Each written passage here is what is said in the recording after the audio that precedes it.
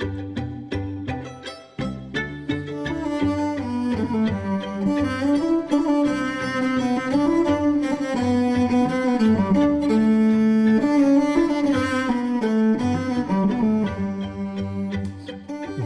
to The Lubber's Hole, a Patrick O'Brien podcast. You're with Ian. And with Mike.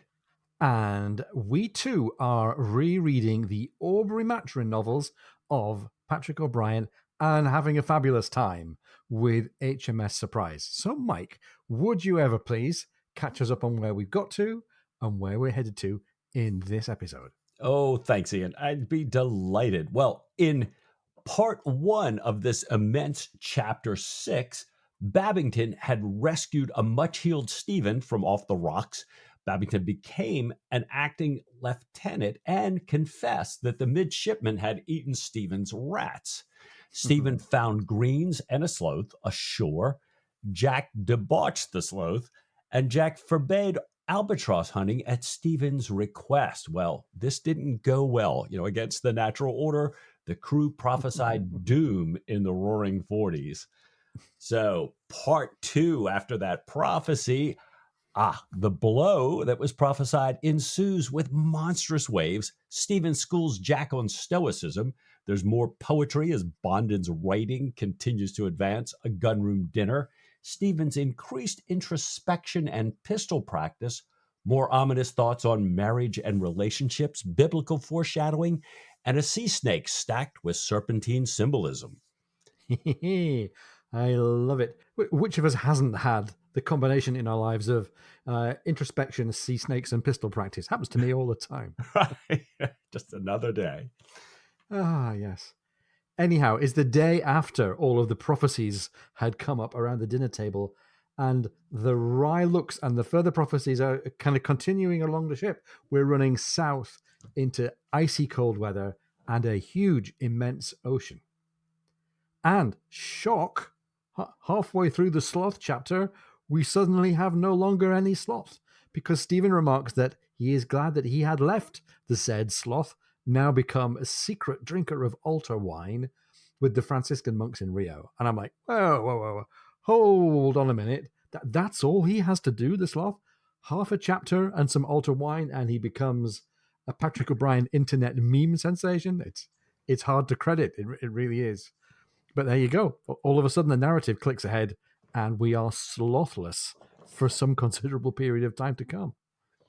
Anyhow, devoid of the sloth's company, Stephen has to find other things to delight him. So he heads up on deck to find that the deck is sloped over like a roof. The wind is blowing. The ship is scooting along, doing 12.5 knots under a full press of sail.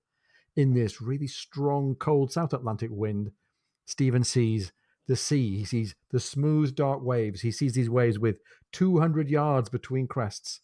And there's this beautiful description of the seascape. The waves are coming, it says, with perfect regularity, running under her quarter, lifting her high, so that the horizon spread out another 20 miles, then passing ahead, so that she sank into the trough, and her coursers, her lower sails, sagged in the calm down there. And in this really wondrous kind of bracing seascape, we have an albatross. It flies apparently without any effort, without any concern, through one of these troughs as Stephen is watching. And he says that it looks more like a smaller gull than really like an albatross when he compares it to the scale of the vast sea.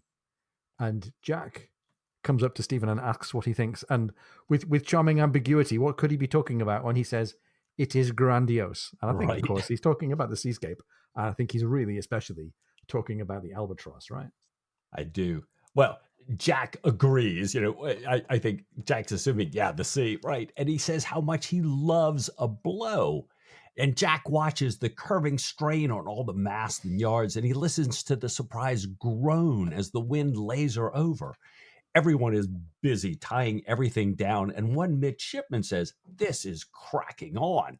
And another midshipman replies, "It'll be cracking off if he don't take in presently." So for more than a glass, everybody except Jack expects to hear the order for reduced sail. But Jack wants to get every last mile out of this run. And O'Brien writes, and in any case, the frigate's tearing pace, the shrill song of her rigging, her noble running lift and plunge filled him with delight, a vivid ecstasy that he imagined to be private, but that shone upon his face. Although his behavior was composed, reserved, and indeed somewhat severe, his orders cracked out sharp and quick as he sailed her hard, completely identified with the ship. He was on the quarterdeck, yet at the same time, he was in the straining studding sail boom, gauging the breaking point exactly. I'm just, Great we're going to writing. say it 500 times in this half a chapter, how incredible this writing is. Well, Jack finally gives the order, knowing that the blow is going to be much harder before the watch ends, reduce sail. The speed falls. And even Mr. Stanhope, the envoy, who's there clinging to the companion ladder, wondering how in the world the men in the rigging keep from falling, stands in wonder of the sea and the blow. This is exhilarating, is it not? He asks, like champagne. Wow. Yeah. And if only it could stay like that. If only it could stay like that. Envoy Stanhope could be happily half drunk on champagne for many days and weeks to come. I have a feeling it's not going to stay like that for very much longer. And the next morning, Stephen is presented with a rather different scene.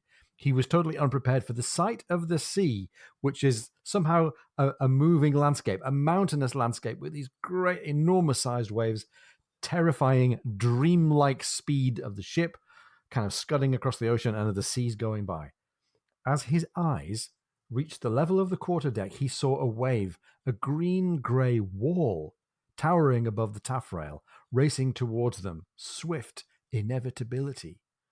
He strained his head back to see its top, curving beyond the vertical as it came, yet still balancing with the speed of its approach, a beard of wind-torn spray flying out before it.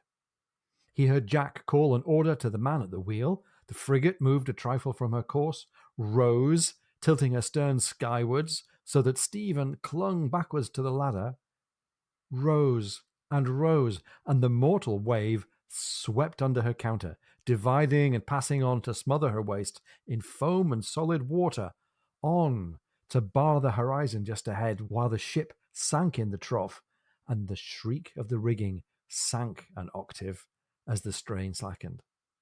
"Seize hold, Doctor!" shouted Jack. "Take both hands to it." And again, it's going to be very, very difficult to resist the temptation just to quote lots and lots of chunks of the text, but, it's difficult to resist, so we're not resisting it.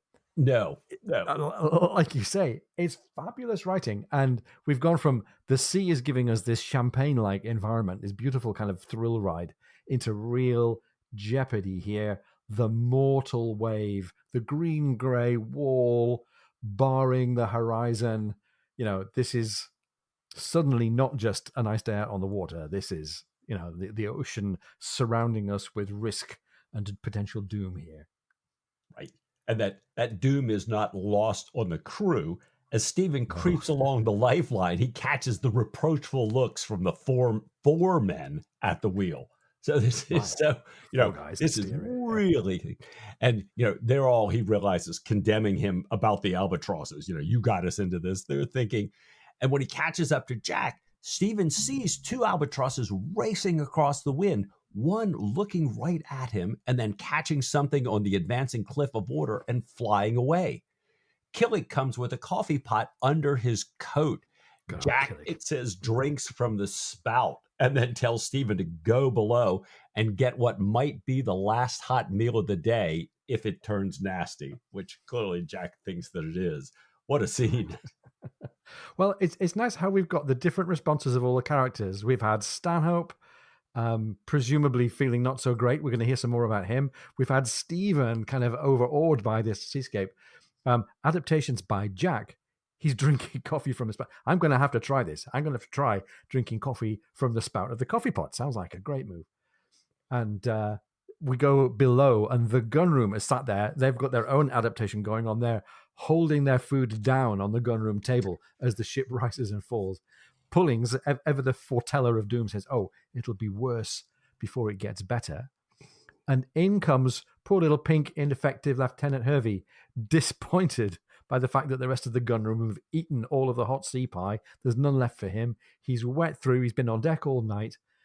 He had not left the deck when his watch ended, since the captain wasn't leaving either, which is a lovely little moment of loyalty by the crew to Jack, and that kind of, subordinate love and loyalty that they have, even the ineffective ones like Hervey. It's a really nice moment of characterization for Jack as well.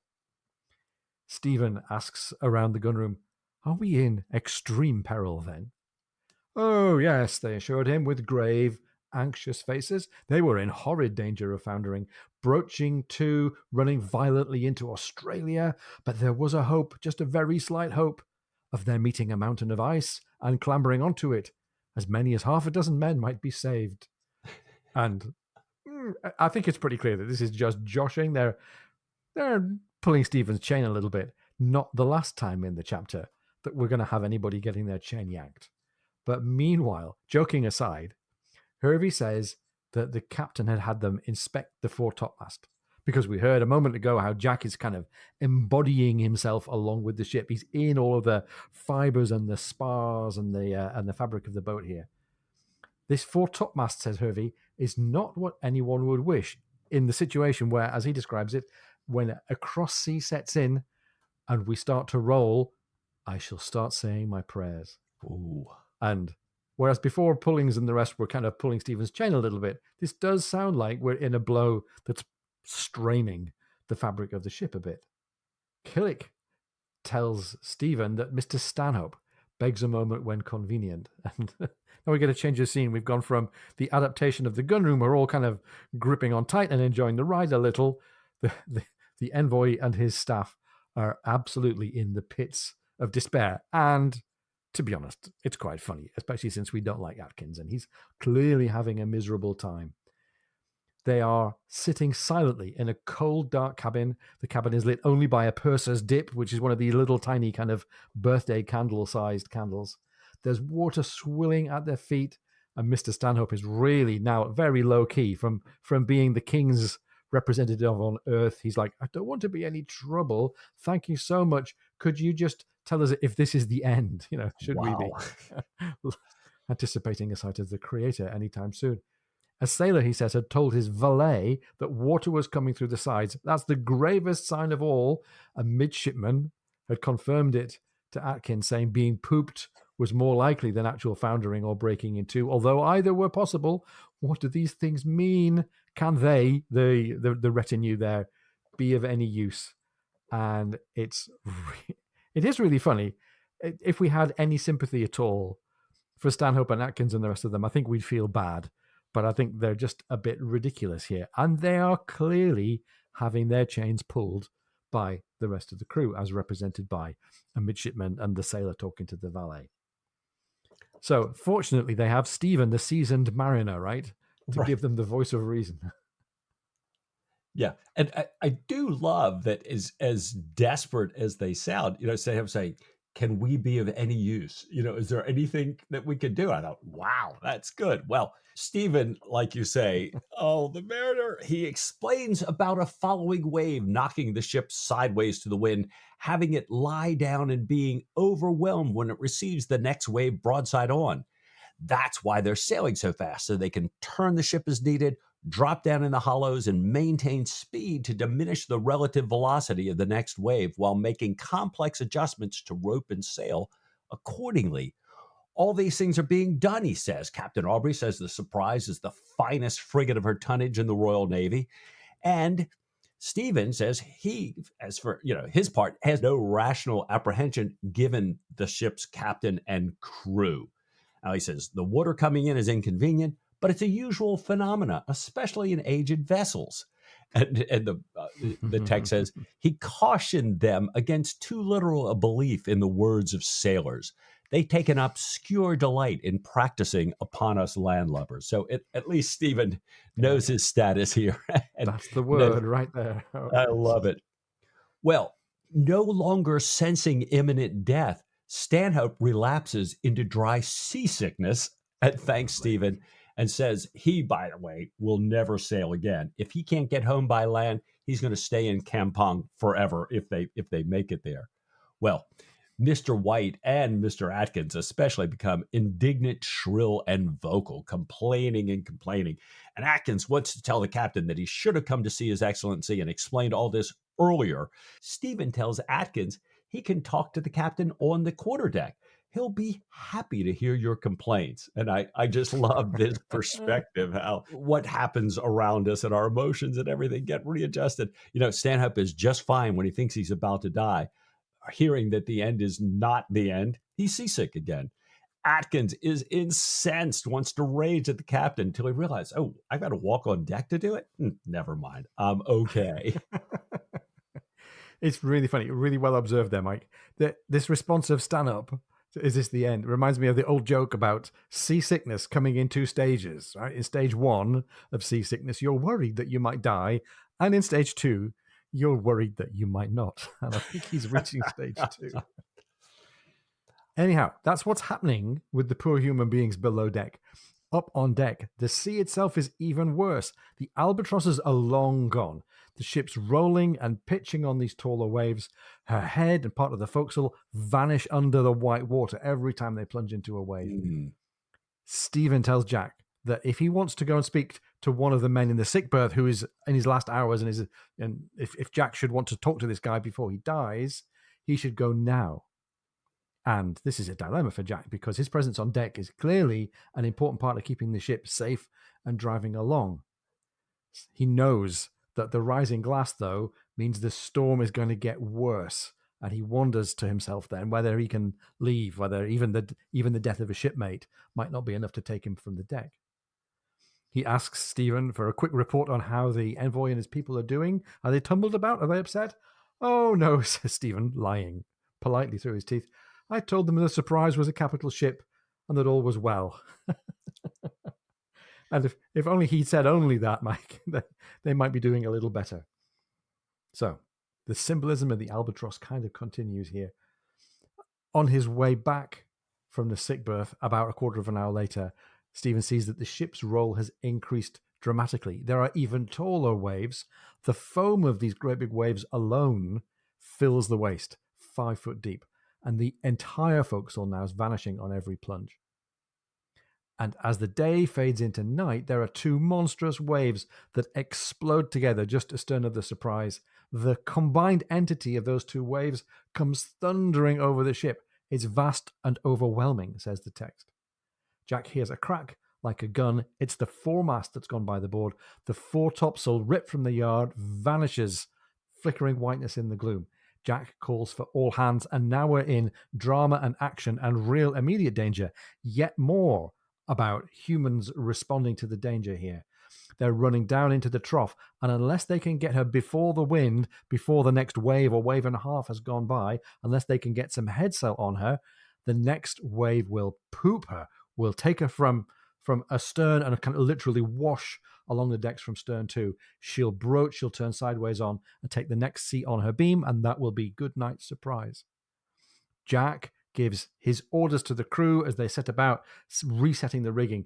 The text says, his voice tearing blood from his throat, which is a brilliantly written, really, really kind of brutal reminder of the extremity that Jack's working in now. He calls for axes. And Mike, this is really dramatic writing. It's funny, I'm reminded of the storm cutting away the rigging scene in the Peter Weir movie Master and Commander. I wonder if, I bet in fact, that some of the drama of that scene was inspired by the drama of what we're seeing here, even though the context and the story is running differently now to how it was then in the movie. I thought of exactly the same thing, Ian. Thinking about that, at least, we'll find out. I was going to say the one difference, but we don't know that yet. Men are swarming up the weather ratlins against the strength of the gale. Their backs alone, with this strong wind, make enough sail to bring her head about a little bit before the sea strikes them, and still she swims. Axes clear the wreckage. Bonden, out on the bowsprit, hacks at the foretopmast stay that holds the floating mast, turning the ship around. Jack swarms out and joins the many hands trying unsuccessfully to tear at the lashings to get them apart. An unimaginable force of water hits them, burying them as a third wave broaches the frigate squarely to. Here it Head back comes. again above water, Jack sees that the thrust of the gale against the men has brought the head around a little again, but he realizes, we can't hold here. Jack roars for a knife, finds the trouble with his hand, and cuts it free. Wow. Super dramatic. And by the way, I love the fact that not only is it Jack Aubrey heroism, it's teamwork as well. Like the sailors putting their bodies in the way of the path of the wind here. Super dramatic. Another monstrous wave comes along and hits the ship. They are under this time for even longer. Jack's got his legs curled around the bowsprit to hang on. His strength is going, but now we can breathe again. And this time, Mike, by the way, I'm transported back to Jack's swimming, diving, cutting out heroics at the end of Post Captain, right? With the whole, Right. yeah. He orders the halyards to be manned. The Surprise is still broadside on. Slowly she moves and starts to turn. The next wave races up and she turns just enough to take the wave on her quarter. She rises. Now the full blast of wind on the headsail sets her right before the wind. And at this point, we can start to breathe again. And we go back sort of downhill into the kind of happy, stable world of being afloat and all right again. Those 4 men that we talked about, those 4 guys that it was taking to steer the ship straight, they've been thrown from the wheel, but the relieving tackle holds and the next wave goes harmlessly under the stern. And Mike, you and I have both wrestled with how do you convey the intensity of the writing? It's really, really engaging. Comparable with any of the ship-to-ship action, comparable with any of the combat. And I think it's really great. Yeah, I couldn't agree with you more, Ian. I think as many white knuckled moments as I've had in the canon, this was certainly one of the most intense, and it's just so. This is why we love this writing. Yeah, you can't talk about it. You just have to be there. Well, Jack checks on the men, gets them all down out of the shrouds, learns that no one's been lost, and sees that the Surprise is steering better. And he issues one of our favorite oft-repeated Lubber Hole lines. Any Patreon supporters, Lubber Hole followers will have heard us say this so many times. In the words of the text, dismiss the watch below, grog for all hands, serve it out on the half deck, pass the word for the bosun. And I don't think there's been many a Patreon letter that's gone out without that signing off somewhere along the way. I love it. And it's a sign that it's all going to be okay. Serve out the grog, life goes on. Mind you, we're not completely out of the woods, or perhaps I should say, not out of the waves. Jack still has to stay up on deck all night. After an hour, he's on an adrenaline come down. He notices that his body's been trembling all the time. Finally, this trembling stops. He's continually relying on his croaking voice to call out the orders. Everyone is knotting and tying, making fast all night, and it's a night that's cold, cutting to the bone.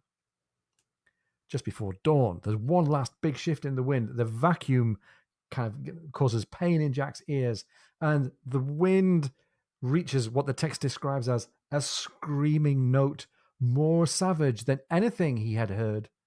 And his heart hurt him for the staysail, for the ship, and an edge of sentiment and self-pity, with Sophia's name hovering on the edge of utterance aloud.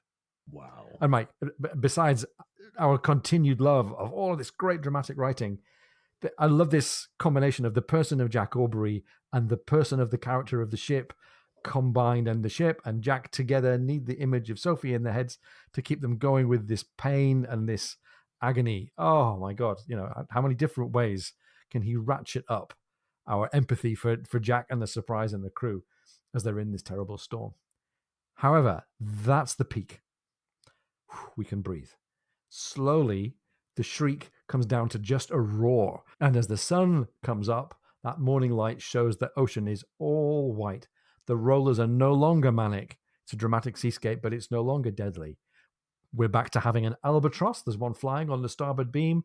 Jack now has a moment to catch a breath, to order the pumps to be shipped, and to get a scrap of main topsail up. And main topsail is a big old sail. That's, even with a couple of reefs in it, that's a sign that we are closer to being under control again. This must have been a really big storm. And this has been, as we've said all along, such great writing about the storm. By the way, for somebody like O'Brien, who hadn't been to sea in bad weather, This is incredibly compelling, and I mean, I've never been to sea in weather like this, but it has the feel of being so realistic and immediate. It's hard to credit that O'Brien hasn't been to sea at all. But it just goes to show, I think, what some research does for you, and also really great writing skill. Having been there would only be part of the story. What's really helping us is the fact that O'Brien's got this ability to bring the ideas and the person and the response and the environment and the physical truth of it all together. If you like reading the stormy weather passages, it's interesting to think of what would have been the kind of primary sources, if you like, for writing about stormy weather in ships at sea in the olden days. So if you're interested in this, you could check out Richard Henry Dana's 2 Years Before the Mast. You could check out Eric Newby's 20th century book, The Last Grain Race. Fabulous, fabulous book. And also, on a different scale, Joshua Slocum's book, Sailing Alone Around the World. And I think I would be very surprised if O'Brien didn't have copies of a couple of those on his shelves. Anyhow, like we say, it's fabulous writing.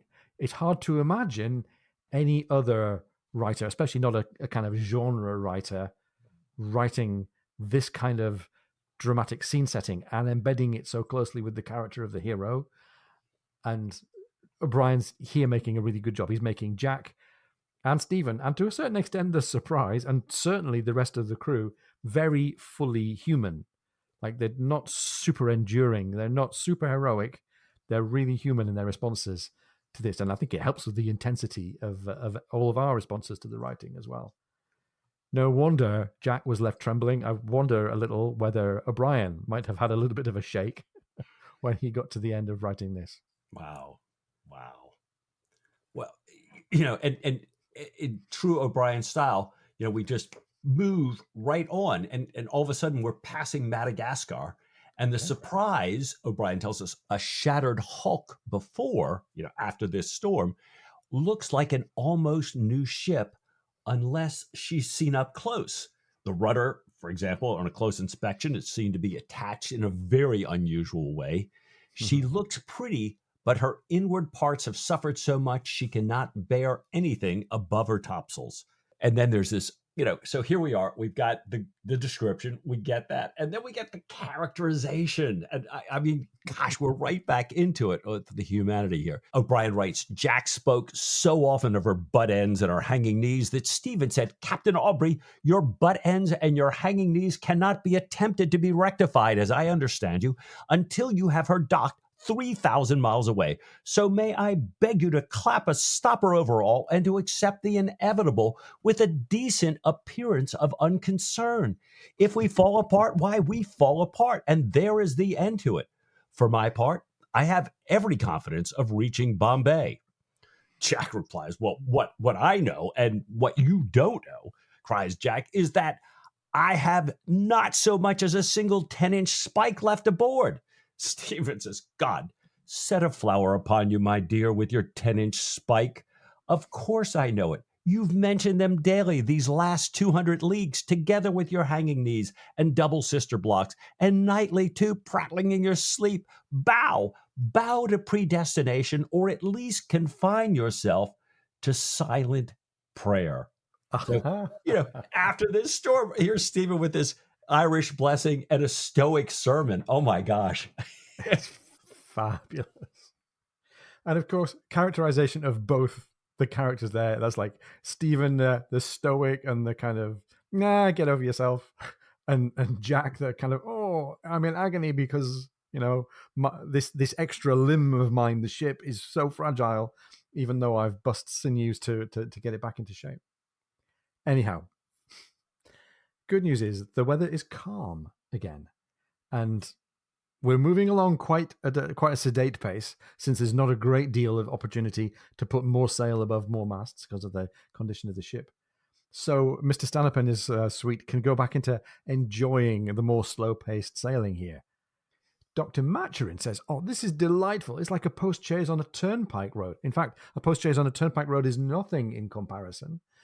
The retinue say, we're going to recommend it to all our friends. And Jack finds this kind of simpering enjoyment of fair weather sailing all a little bit irritating. They're all loving the smooth sea. They're being they're being carried into warmer airs. Meanwhile, Jack and all the seaman-like officers have got their eyes out for a French privateer, because this is no time for a pleasure cruise. We've got serious business to take care of.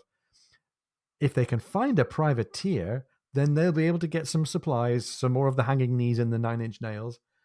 But for all their keeping lookout, the ocean is empty. And all there is to keep Jack from going a little bit crazy is the return to regular daily naval routine. For Jack, that means daily gunnery. And that, for Stephen, reminds him that he needs to get back into his pistol practice. And we heard a little bit earlier in the chapter, last episode, that Stephen was practicing his pistol shots and kind of thinking about where that might take us. But it turns out that he's still not in great shape. He's shooting left-handed because of the injury to his right hand. He can't hit the hanging bottle, even though the purser had managed to hit 3 out of 3 with the same gun. And he's wondering if his technique is wrong. Is he pressing? Is he trying too hard? And all of this gives a little warning sign to our antagonist, Mr. Atkins, who's thinking, as he watches from a distance, that perhaps it would be safe for a quarrel and therefore even a duel with the Doctor once we get to Bombay. Wow. Stephen is not happy with the fact that he cannot shoot, despite all this stuff that he's done to rehabilitate himself. And he decides to test his body another way. He makes his way up to the top, grunting upwards with a diagonal reversed climb, hanging at a 45-degree angle like a sailor would climb, not a landsman bound by the ordinary law of gravity. Bonden looks for Stephen down the lover's hole the way he always comes, and is astonished when he turns around and sees Stephen there. And Stephen is consoled by Bonden's astonishment. It's like, okay, yeah, I did it. So now Stephen pauses until his heart settles, and he can breathe again without gasping. He doesn't want to give away that this is damn near killed him here. And they return to verse. And it's great, this moment. I mean, what an opportunity for O'Brien. Bonden's learning to write. Stephen is feeling good about life and reciting poetry that means something in his heart. And Patrick O'Brien, the author, gets to tease us with poetry and literature and references and allusions. So, with our mouths watering, here we go. Stephen's recitation goes like this. Thus, to the eastern wealth through storms we go. But now, the Cape once doubled, fear no more. A constant trade wind will surely blow and gently lay us on the spicy shore. Yeah, a shore so spicy that somebody wants to duel with Stephen when they get there, right? Now, this kind of is a nice little summary, of a fairly optimistic, happy-go-lucky summary of the journey so far. And Bonden goes along with the fact this is pretty fine stuff in this verse. He says it's as good as Dibdin, but he adds that we're now being blown by the monsoon, not the trade wind. There is no eastern wealth, and to coin Bonden's phrase, the Indian ports are more shit than spice these days. So the only wealth that they might come across then is not going to be ashore. It's going to be if they encounter the French squadron and Admiral Linois' 74-gun ship of the line. So, really nice little perspective here. Let's dig into a couple of things. Mike, first of all, help us out with Dibdin. And is he the origin of these 4 lines? What's the connection here? No, he's not. It's interesting. I think this is Bonden thinking, oh, who's really good to compare to? And Bonden picks what would be a very good one for him. Dibdin was an actor and a dramatist who wrote many popular songs, including many sea songs. But the lines are not from Dibdin, despite that. They are one of the canon's favorite poets, John Dryden. And Yay. this is the last, if you will, stanza in his poem, The New London, which is part of his work, Annus Mirabilis 1666, or, kind of the year of miracles or the miraculous year. Now, Samuel Johnson, commenting on this poem, said 1666 was miraculous because it wasn't any worse. It's a long historical poem about the English defeat of the Dutch naval fleet, but it also has the Great Fire of London in 1666. And this stanza is part of this optimistic ending for London, if you will. And it's funny, Brits who remember the various things that the Queen said in her speeches at Christmas will remember that Her Majesty Elizabeth II, in her Christmas speech in 1992, the year of all of the controversy about the end of the marriage of the Prince of Wales and Princess Diana, and she referred to the year as an annus horribilis. So I think Oh, she or her speechwriter was kind of quoting this and mangling the Latin a bit along the way. But um, everybody remembers that phrase, and I don't think we all necessarily know that the annus mirabilis kind of original counterpart to it came from here, from Dryden. So this poem has got a bit of an optimistic turn to it, just like Stephen's thoughts, I think, are running to an optimistic turn at the moment, despite all the potential warnings about danger over the horizon. Up comes Midshipman Callow with a suggestion from the captain that the doctor might want to shift his coat. And of course, when the captain says you might want to, it's not a suggestion. This is Jack giving Stephen a dig in the ribs from long distance, saying, "Oh, you've got things to take care of here." The hint is not taken immediately by Stephen, so Callow drops in the context for this non-hint, which is that there's a dinner for Mr. Stanhope, and it's starting in just bare minutes. And the captain says young Callow, that you come down through to come down the usual way. So, Mike, what's Callow wrestling with here? What is it that he's not willing to give tongue to, for well, heaven's sake? it's so funny. You know, I'm reading this. I'm saying, it's okay, Callow. It's okay, Stephen. You should say this with pride. Jack is telling Stephen to come down through the lubber's hole. And we are, of course, always happy to see you. Amen. Who could possibly have imagined that the phrase "the lubber's hole" could have any kind of a scatological or risque connotation? We would never have dreamed of making a podcast with a name like that, would we now, Mike? No, no, no. I mean, No. would O'Brien ever use potty humor in the canon? Never. We should have a warning. We should have a content warning on our show description. Not suitable for midshipmen who are still squeakers. I mean, because otherwise we're going to corrupt their morals, clearly. Right. Anyway, Mike, now that we're thinking of corrupting everybody's morals, let's take ourselves a bit of a break, and we'll come back for more of this fine stuff after the break.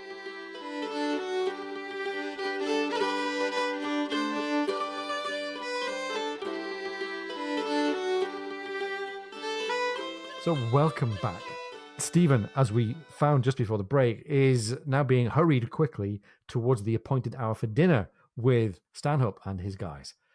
He's looking down at well-dressed men gathered on the deck below him, only 50 feet below him, but he thinks still somehow rather remote. He knows all of these men, he says, and he thinks that he liked several of them. He loved young Babington and Pullings, and yet he had the impression of living in a vacuum. It came to him strongly now, though some of the upturned faces were winking and nodding at him. He slid his legs through the lubber's hole. Ah, yes, we love it. He slid his legs through the lubber's hole with a grave expression on his face and began his laborious descent.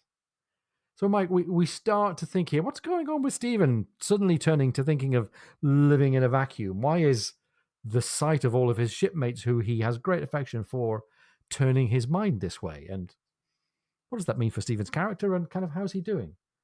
And sitting down at dinner, he looks about at this close-packed, urgently moving world around him in the ship, and he thinks that it is surrounded by its own vacuum, that each man is kind of living a buzzing life inside his own individual vacuum.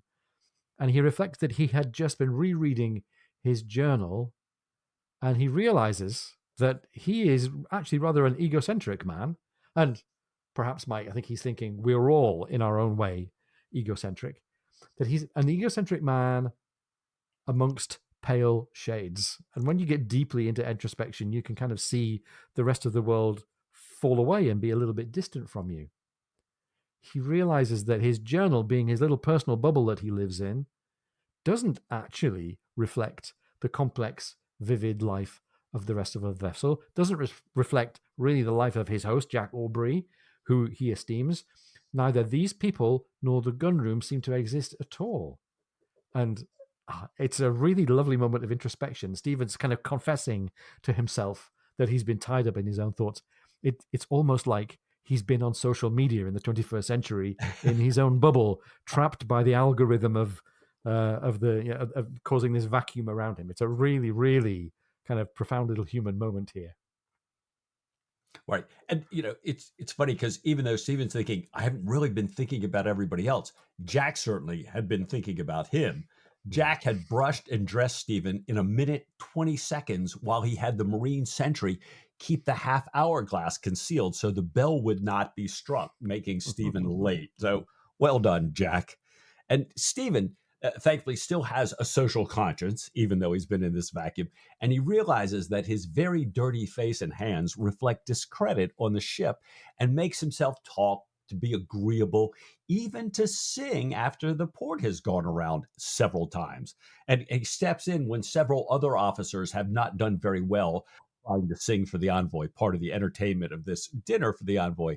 And Etheridge, the Marine, said that music is really more in the doctor's line, explaining that the doctor can make his cello imitate cats to perfection and would deceive any dog. So, I don't know if this is damning with faint praise or just a social slip here, but here we go. Why don't you give it a hand, Doctor? Well, on behalf of cellists, I resemble that remark. Anyway.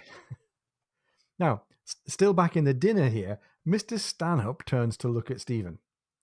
And meanwhile, Atkins calls out, yet more ribbing for Dr. Maturin here. Oh, the doctor's mind, he says, is far above these simple joys, and the doctor therefore shouldn't be bothered, which is a little bit of a roast for Stephen. And we continue to dislike Atkins more and more every time we meet him. Stephen decides to give the lie to this. He stands up, finishes his drinks, and sings. We have the words here, but I've got no idea what the tune might have been. And in any case, Stephen's not famously a great hand at singing. So here's the text. The seas their wonders might reveal, but Chloe's eyes have more. Nor all the treasure they conceal can equal mine on shore.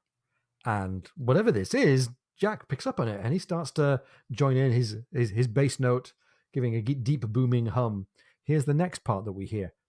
From native Ireland's temperate coast, remove me farther yet, to shiver in eternal frost, or melt with India's heat. And apart from the slight assonance and the rhyme between yet and heat, which is very 18th century, Mike, if I've got my little mental inventory of old Anglican hymn tunes, I think this is a Catholic hymn tune. Dear Lord and Father of mankind, forgive our foolish ways. If anybody's listening and knows the hymn tune, Dear Lord and Father of mankind, forgive our foolish ways, I think it goes great with to shiver in eternal frost or melt with India's heat. Anyway, that's my little hymn tune aside done. Let's see what this has done to the quality of the conversation and the quality of the company around the dinner table. Stephen is continuing to sing, but he sees that the envoy is about to pass out from the drinks, from the heat, from the lack of air. So he stops and he goes over, takes the envoy as his patient, and escorts him back to his sleeping cabin. And Stephen decides that he really doesn't want to answer any of the questions of the quarterdeck. How's the envoy? What's going on? What's happening? So he goes to the head of the ship from under deck, so nobody will see him, and he stands watching the water and then continues singing the next part of the song. He sings, her image shall my days beguile, and still my dream shall be. And that gets him thinking. So we go into what's going on in his mind here. And O'Brien writes, dream, that was the point. Little contact with reality, perhaps. A child of hope, a potentiality, infinitely better left unrealized.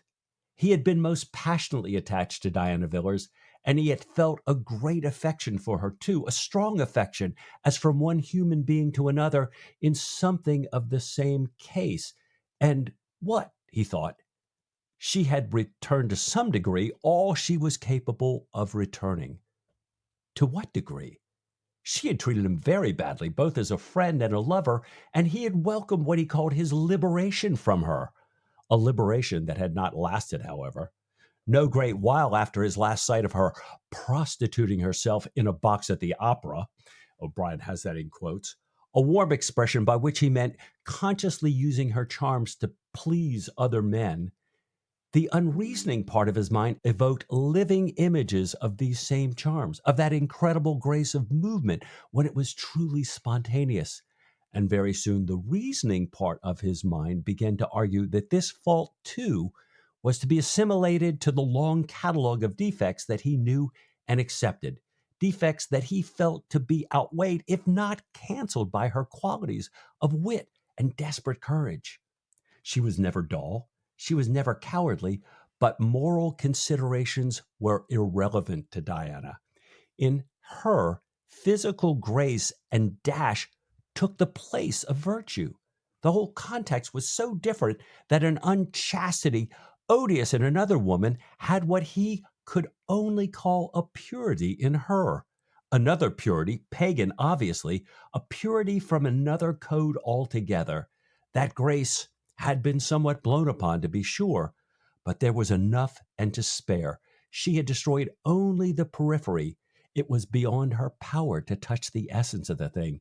And that essence set her apart from any woman, any person he had ever known. This, at least, was his tentative conclusion, and he had traveled these 8,000 miles with a continually mounting desire to see her again, and with an increasing dread of the event. Desire, exceeding dread, of course.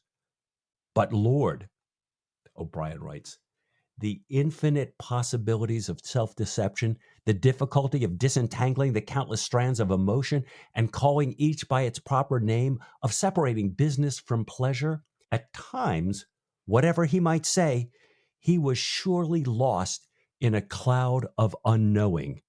But at least it was a peaceful cloud at present, and sailing through a milky sea towards a possible, though unlikely, ecstasy at an indefinite remove was, if not the fullness of life, then something like its shadow. Ah, Oh man, forgive us the long quote, but so for me S- personally, yeah, so worth it. I think of Jack talking about Sophie's incomparable, piece of writing about the pear tree or something, and I was thinking, yeah, this is one of my incomparable pieces in the canon. I marvel at the way it attempts to plunge into the depths of what's going on with Stephen, and I try every time I read it to plunge further into the depths of what O'Brien is saying here. I mean, Yeah, one of the things for me is that I thought this cloud of unknowing, and it made me think about that work of Christian mysticism, Middle English, 14th century. It's a spiritual guide to contemplative prayer. And kind of its underlying message is saying that the way to know God is to abandon consideration of God's particular activities and attributes and be courageous enough to surrender one's mind and ego to the realm of unknowing, at which point one may begin to glimpse the nature of God. And I'm thinking back to this mysticism book from my old studies going, oh my gosh, this is it. Stephen's description of Diana sounds like spiritual adoration. It's that ineffable something in spirituality, that thing you can't express. And O'Brien's done it here. And then I think, well, maybe it's just Jane Austen and Sense and Sensibility all over again, the reasoning and unreasoning parts of his mind. But yeah, wow. And then that final phrase about, a possible, though unlikely, ecstasy at an indefinite remove being the fullness of life or something like its shadow. And I'm thinking, oh my gosh, how does O'Brien do this? And it's so incredible. And I'm thinking, oh, and isn't it like the greatest stories that we tell ourselves? yeah, Perhaps a big story, a big self deception, and perhaps those things that so order our lives that we make things happen from sheer will alone. I don't know. But yeah.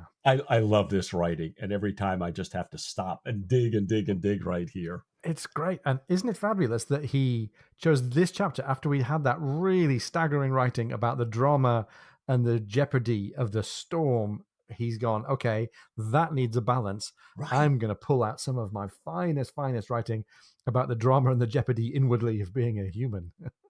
And, One, Jack's humanity is triumphing over, and the other, Stephen's humanity is, well, maybe triumphing over. Oh, it's great. It's great.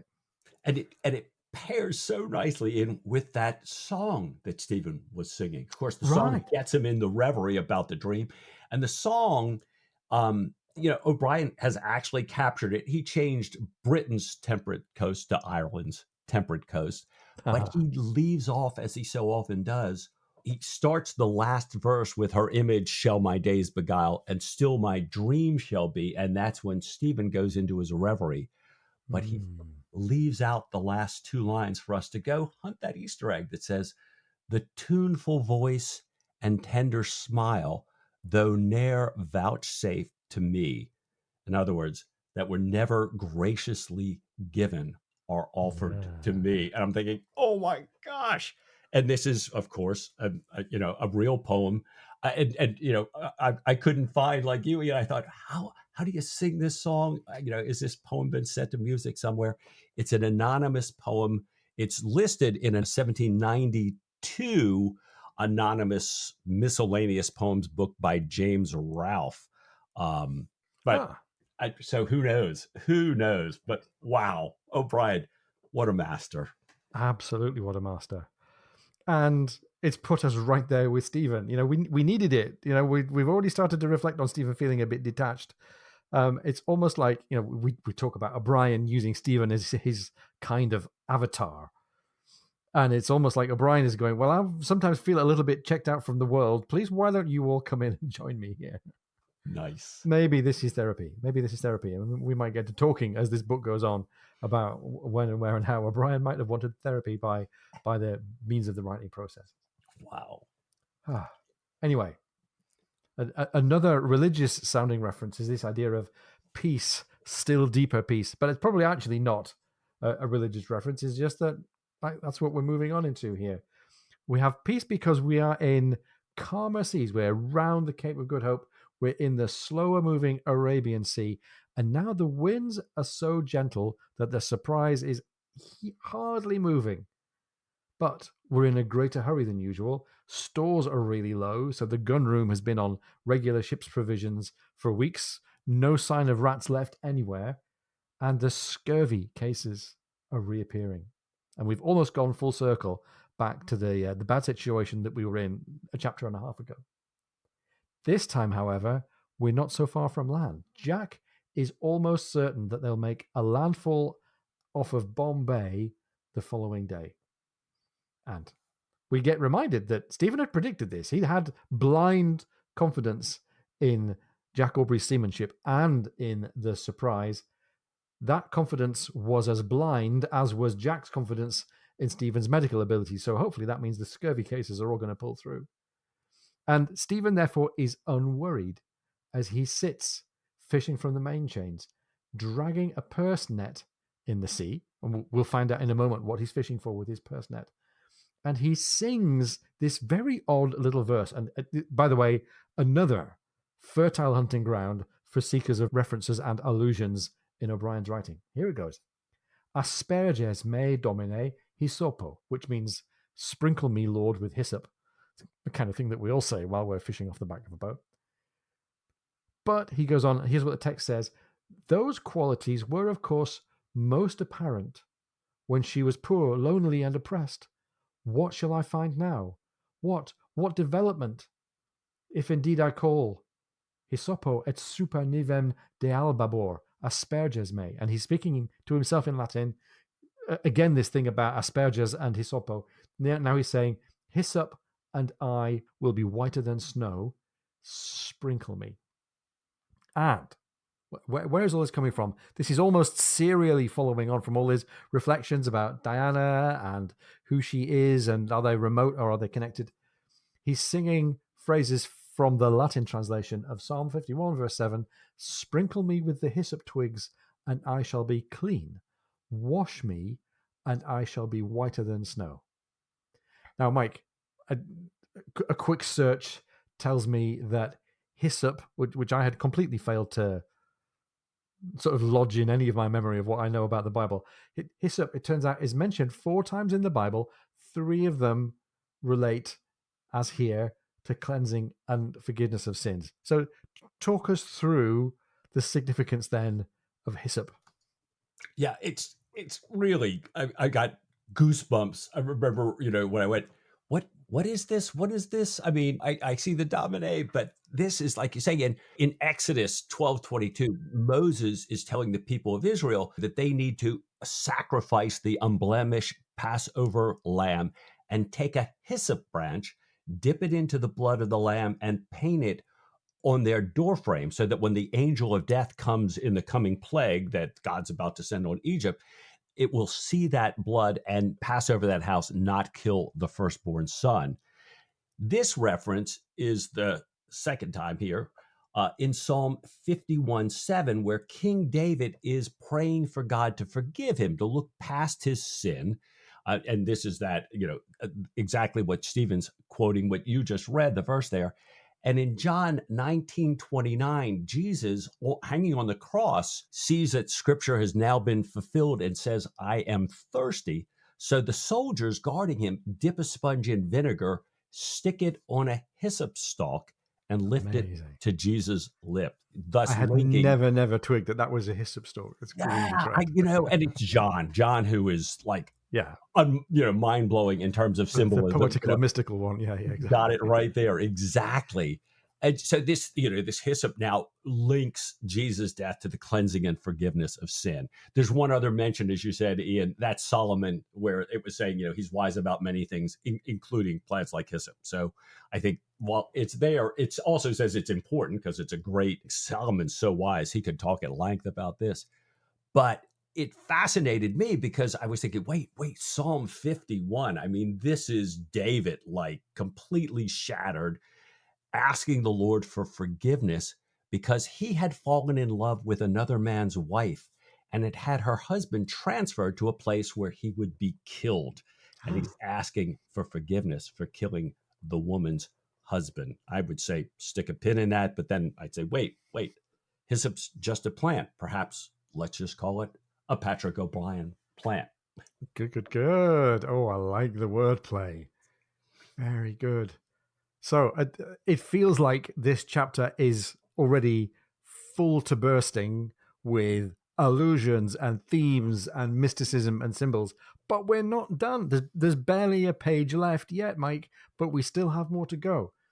What is Stephen fishing for with his purse net off the back of the ship? He's fishing for snakes. And at this moment, a sea snake passes below him, interrupting the song. Now, this is one of many snakes that he's seen but failed to catch. So he moves his purse net, he wills the serpent to get into the net, but there are no charms for this particular snake in being ensnared by Stephen. So this snake swims on, no hesitation. Meanwhile, Stephen hears on deck a bit of a human distraction. Lieutenant Hervey is really upset. He wants to get the decks ready, and he hears as well Babington. Babington has borrowed Stephen's Hindustani phrase book, the one with the palanquin reference from earlier on, and he's repeating over and over again one very important phrase, or at least important if your name is Babington. Woman, wilt thou lie with me? And Babington, meanwhile, is staring over at the land, clearly ardently imagining that he can call to the front of his mind all the thousands of women that might be there upon it who might listen to his appeal. Pullings, meanwhile, leans over and says, we're skipping the great gun exercises, we're prettying the ship up for the Admiral in Bombay. And it's a very delicate moment. Stephen's been deep in introspection.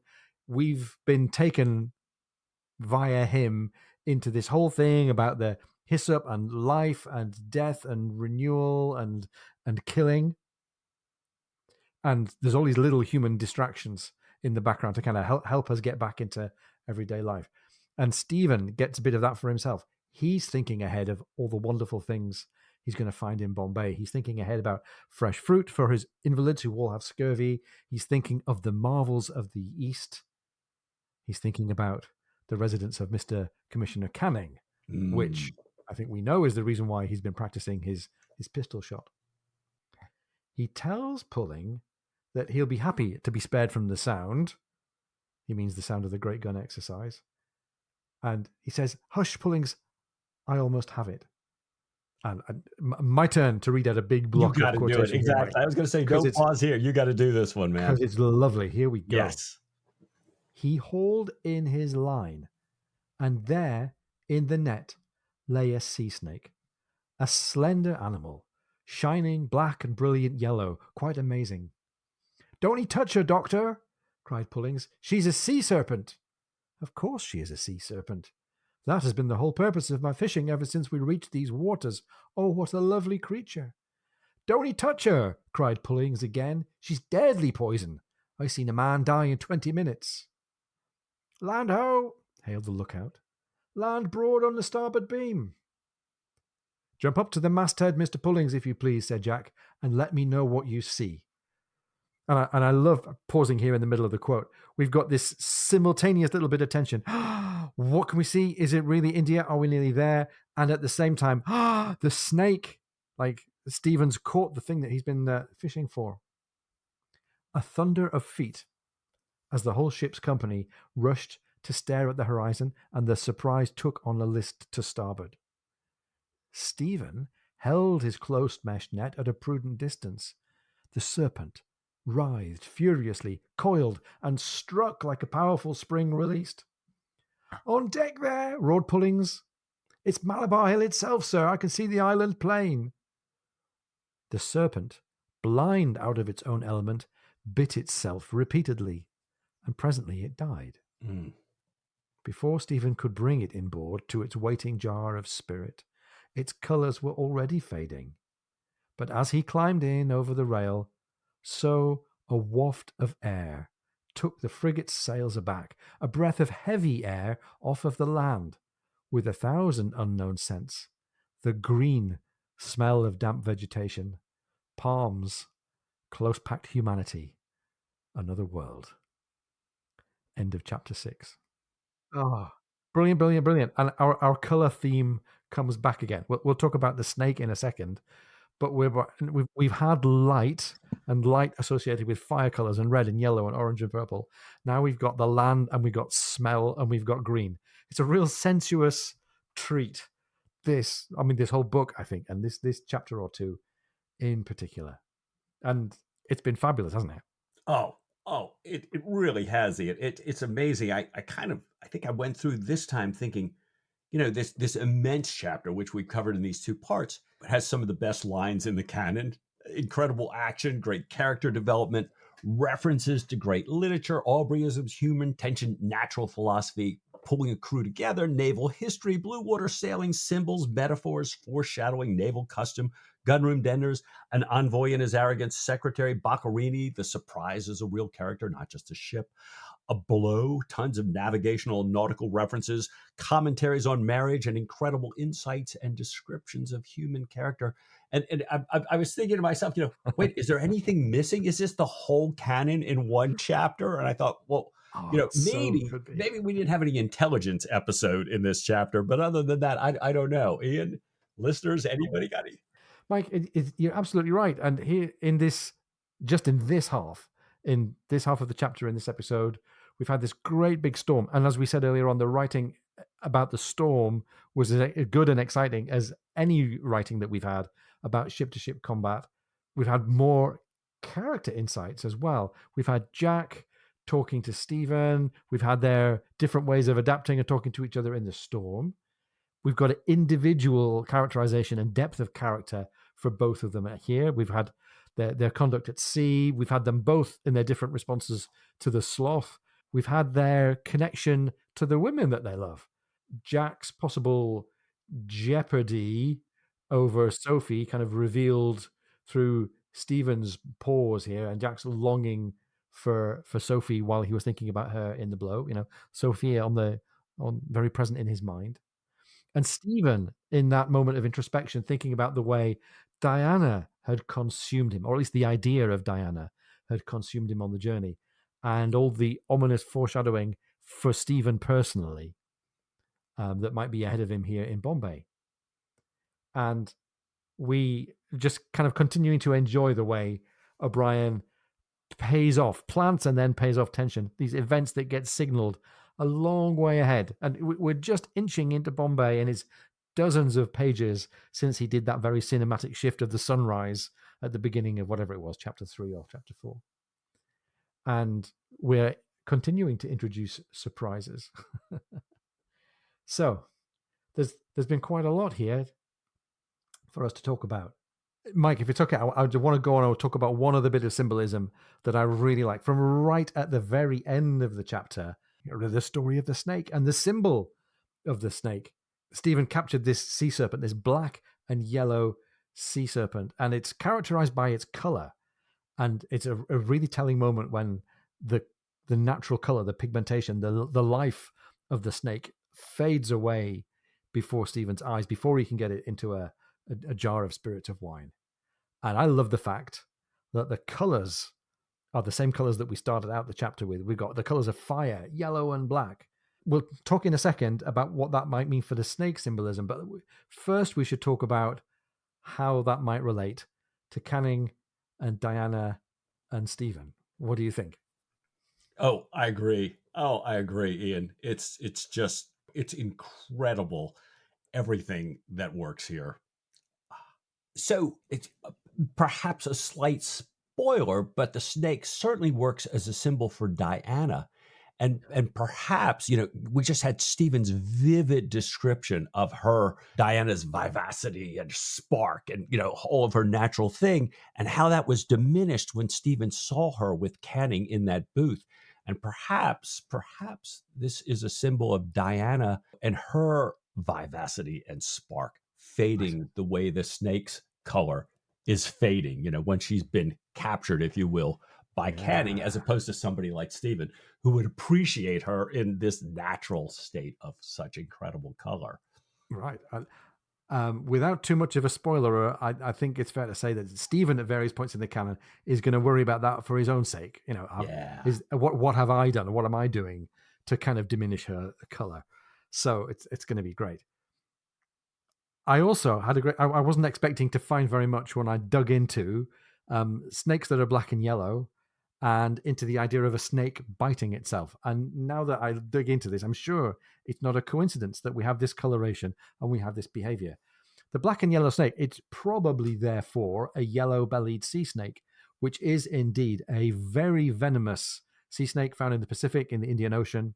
It has very strong neurotoxins in the venom that it bites its prey with, and it's one of the few sea snakes that spends its time near the surface in the open ocean, so it doesn't often encounter humans. So genuinely the kind of snake that you would want to go out of your way not to get bitten by. But O'Brien talks about this snake as biting itself, almost like a kind of self-destructive reflex.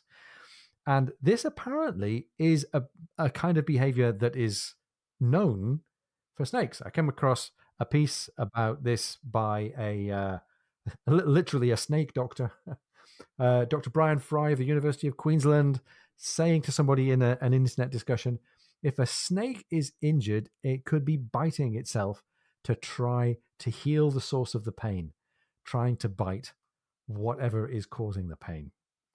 And that made me think, oh my gosh, self-destructive reflexes arising out of self-protection. Like how much of Stephen's story is going to be along those lines? And also this idea of a snake biting itself. There's a very, very ancient symbol called the Ouroboros. I don't know if I'm saying it right. But this idea often portrayed as a circular symbol of a snake biting its own tail. And it's a symbol that's been found in lots and lots of different human cultures. It appeared in ancient Egyptian texts. It comes up in kind of weird early Christian or pre-Christian religions like Gnosticism and Hermeticism. It comes up in alchemy. It comes up in Norse mythology. It comes up in the legends of indigenous South American people. This circular symbol of the snake biting its own tail is the symbol of the cycle of life and death and rebirth. Yeah. So fancy O'Brien choosing this as a symbol, eh?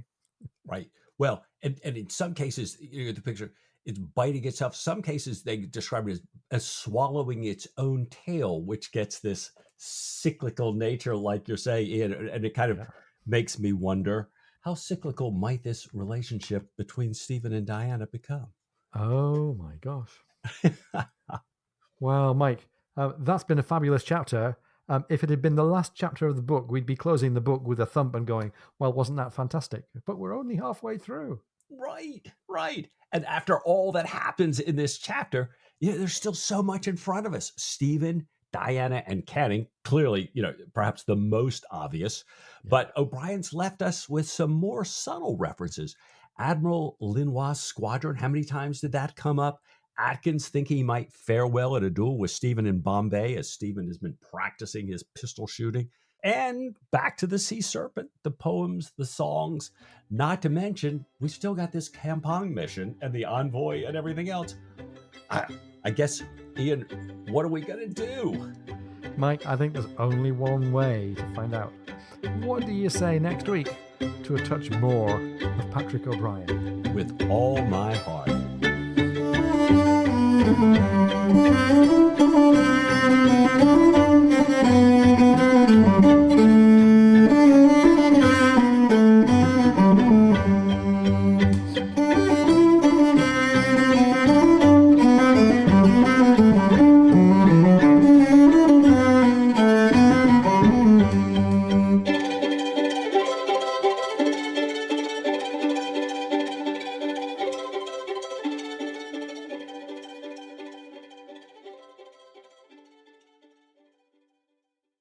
Now become a secret drinker of altar wine,